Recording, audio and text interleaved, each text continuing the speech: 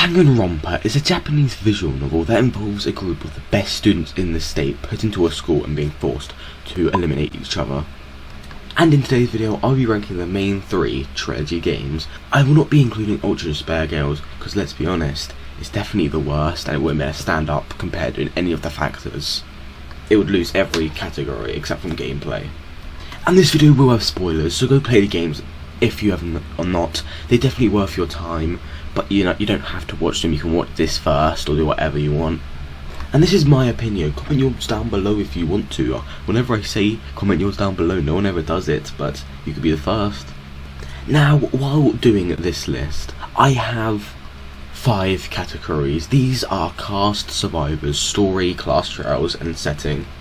Every round I'll be giving a score out of 3 to each game, 1 being the best, 3 being the worst, and the lowest score at the end will be our winner. So category 1 is the cast, the characters as a whole. Overall, Danganronpa 1 tends to have a generally good cast. There's only one character that makes me want to throw the game into my dumpster, which we will get onto later. Happy Havoc has a really good cast when it comes to the characters. The annoying ones weren't really that annoying, as I pretty early on. The annoying people were Celeste, Hifumi, and sometimes Yasuhiro. He's just more on the dumb side and spread out trials a lot more. Celeste annoyed me more in the 3rd trial than anywhere else. Hifumi was just plain stupid, and the one time Yasuhiro really got on my nerves was when he believed Kirigiri was a ghost in the 5th trial. What the hell, man? When it comes to Danganronpa 2, I don't hate any characters. They're all entertaining in their own way, and the slightly annoying ones make me laugh at certain times, such as Hyoko calling Mikan pig bath. And I say I don't like Yoko's character, but she was funny at points. If you saw my recent character tier list video, I put her at the bottom, but that doesn't mean she didn't make me laugh. But then there's Mahiri, which had some funny moments, but nah. And then there's the 3rd game. To be honest, I only like around 50% of the cast. The people I don't like or don't feel got enough attention character development was Tenko, Kurakio, Kirumi, Himiko, Samugi, and Kibo, depending on what you're talking about. And the one most annoying person in all of Danganronpa, stupid old Angie. Atua, why couldn't you die in the 1st trial?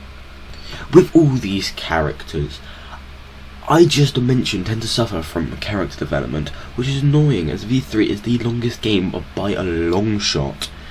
And Angie is just there, she sprinkles a lot more than she should. So it's generally a really disappointing cast. However, I do really like Kokichi, Shuichi, Kaede, Maki, Kaito, all them people. I am giving 1 point to 2, 2 points to 1, and 3 points to V3.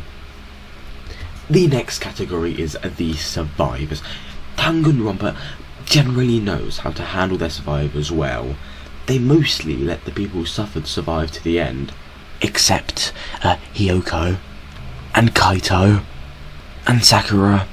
Okay, anyway, this does work in some cases, but not all of them. Let's start off with the first game's survivors. These are Makoto, the protagonist, Kyoko, Byakuya, Aoi, Toko, and Yasuhiro. The thing about this cast is that the protagonist survived, the second main character survived, the antagonist survived, the serial killer survived, the dumb character survived, and then the person that cried a lot and ate donuts or not survived. This cast is good, but there could be improvements. Replacing Yasuhiro for Kiyotaka would have been a better move in my opinion, as Yasuhiro didn't suffer or contribute anything while Taka had his best friend die, and it would have been really funny to see him at the end of the series just breaking rules. The second cast survivors are Hajime, Akane, Kazuichi, Sonia, and Fuyuhiko. These survivors have a lot of problems. Hajime and Kazuichi were good, but Sonia, Akane, and Fuyuhiko would have been better if they went, well, maybe not Akane, but half. Fuyuhiko completed his story by the beginning of chapter 3. Sonia was just there as a person for Kazuichi to simp over. I guess it makes sense for Akane to survive, but I really wanted Gundam to survive. And then there is the 3 survivors. Only 3, Shuichi, Maki, Himiko. I like Shuichi and Maki, but why Himiko? All of her character development surrounded around the 3rd case, which no one talked about after it happened. It was boring. It's one of my least favourite cases in the whole entire game. It is my least favourite case in the whole entire game. I would have liked it if Himiko killed me instead of Gonta, as Gonta is Gonta. Gonta is incredible, Gonta is life. So at the end of category 2, I'll be giving 1 point to the first game, 2 to V3, and 3 to the second. Category 3 is the story. For a good game, you need a good story. For a good movie, you need a good villain. You get what I'm saying? Every game involves around Junko as the main villain, with some traitors. This surrounded the first 2 games, but the third, well, we don't really talk about that story, but I will. The first game's story was a solid. There was a lot of predictable points, yes, but it was also a very good story. The story was about trying to escape the school and defeat the mastermind, and the twist for the mastermind was very good and well executed. However, as soon as I saw that he had stabs all over the dead body, I knew it was Junko, because who else died from getting stabbed about 1,000 times? And it was literally well executed, get it, because, you know, they get executed. Also, the mystery of the school, and with them losing their memories, was very good. It was a very good move. Overall, good story execution. The second game was about a group of students stuck on an island that is actually a VR video game thing. The thing that I don't like about this story is technically no one died in it. That's a problem that I have with it. I want it had to have an impact on the end. I still absolutely love the story, and I don't want to try and be affected by the ending. But no one basically died except for Chiaki, but she died in the anime. Trying to figure out it was a game was hard enough, but also hinting that the island may be one which Shona had heard of, which was also a very good move, because it really made us think we're on an island, we're not in a video game or whatever. Plus, the end trial is one of the best ones. I think the plus bit of Hajime being talentless, yeah, like every single, well, like Makoto, but it worked a lot better as it was one of the biggest mysteries throughout the story. Also, Ben's plays Nagito in Trial 4 was very good. And then there's V3. Turns out everything in Danganronpa was fake. Everything good about Danganronpa was not real. It's all controlled by the awful, awful, awful outside world. It didn't make any sense, and it was extremely wasted potential. It ruined V3 for me. I liked everything up to that point except from the 3rd chapter, and I really, really wish they would have changed the ending. I don't like to think that this ending is real. I don't care if it exceeds expectations or whatever. It doesn't, it sucks. 1 score goes to the second game though, because I liked everything else so much more than the other games. And then 2 to the first game and 3 to V3. V3 sucks. That's a joke. I like a lot of stuff about the V3. Category 4 is the class trials. What I mean by the class trials is the mini games inside of them.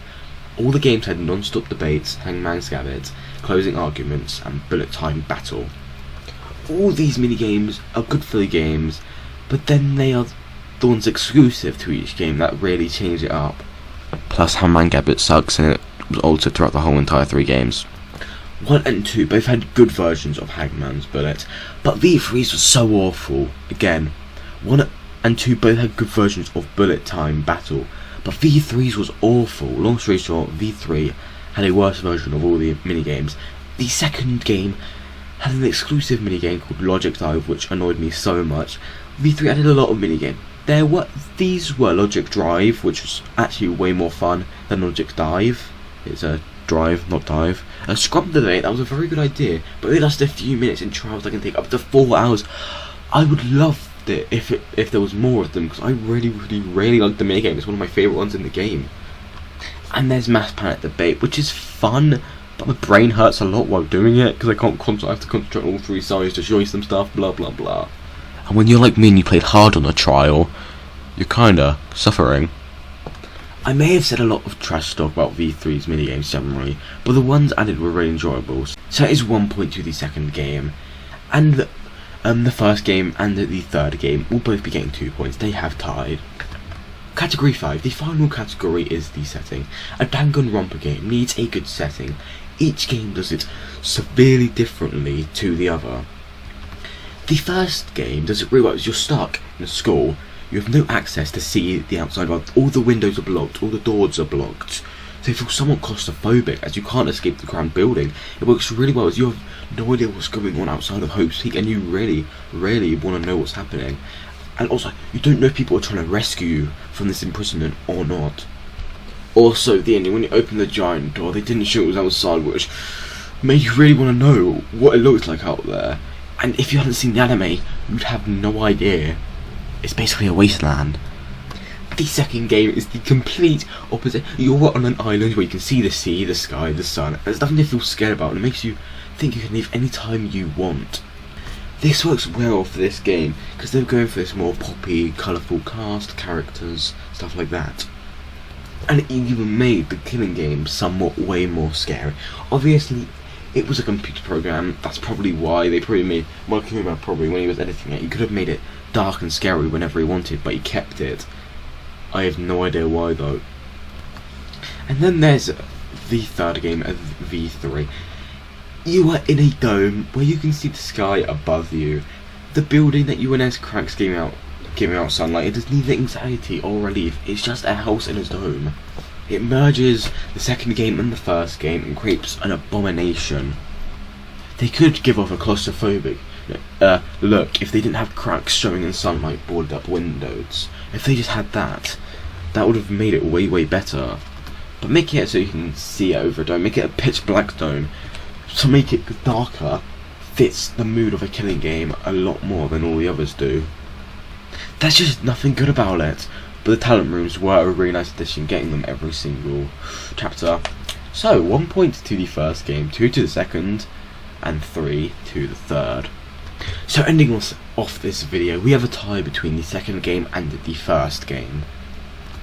With both a score of 8, and then there's V3 with a score of 13. But I'm gonna have to pick someone, because otherwise this video will end up being clickbait or something, because I kind of need to make a conclusion. But there's only really one way to judge this, with the antagonist. Byakuya Togami versus Nagito. It's a hard one.